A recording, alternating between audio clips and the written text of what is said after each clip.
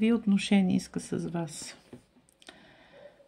Тази е темата, която ще разгледаме. Смея се, защото си говорих около 1 минута сама, без да пусна видеото да се прави запис. Добре, че направих целия ридинг. И така. Ами да видим какви отношения иска с вас. Директно преминаваме към видеото. Да видим как се чувства във връзката. Как е във връзката в момента. Как е енергийно в тази връзка.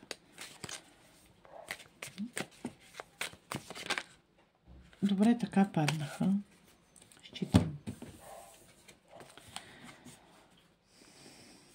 На пост трябва да се отбранява, трябва да се защитава, да се доказва, да отбранява, да пази. Изтощен обаче се оказва. Изтощен. Това са ма карти. Също вие може да направите. Те така работят, виждайки картата.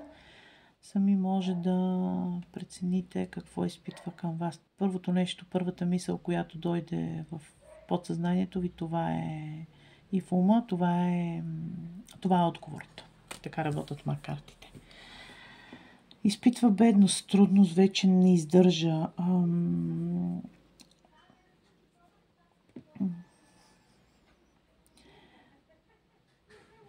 Явно не се чувства добре, не се чувства комфортно в тази връзка. Какви отношения иска с вас? Какви отношения иска с вас? Какви отношения иска с вас? Какви отношения иска с вас? Какви отношения иска с вас?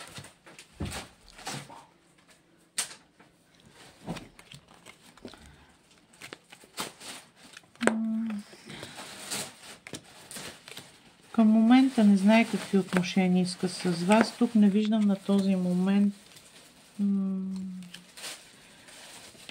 отношенията, които иска да имам.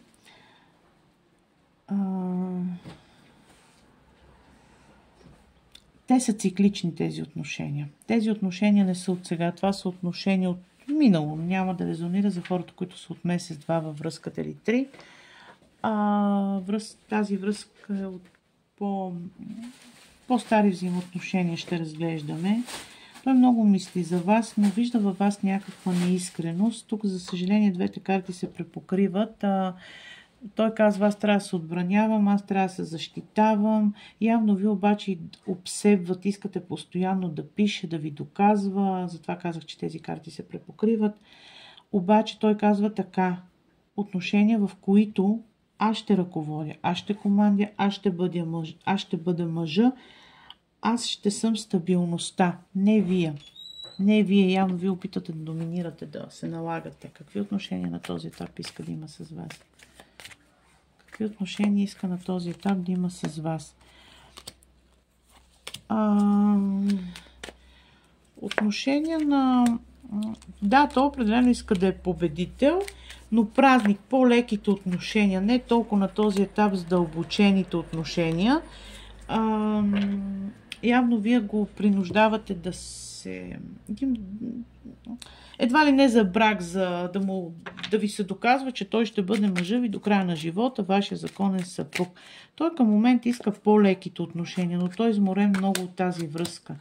Да знаете, че е много изморен и към днешна дата виждам връзката ви с много голяма бедност. Връзката ви не е окей към този момент, но и вие имате вина тук. Съжалявам, знаете, че аз си казвам всичко.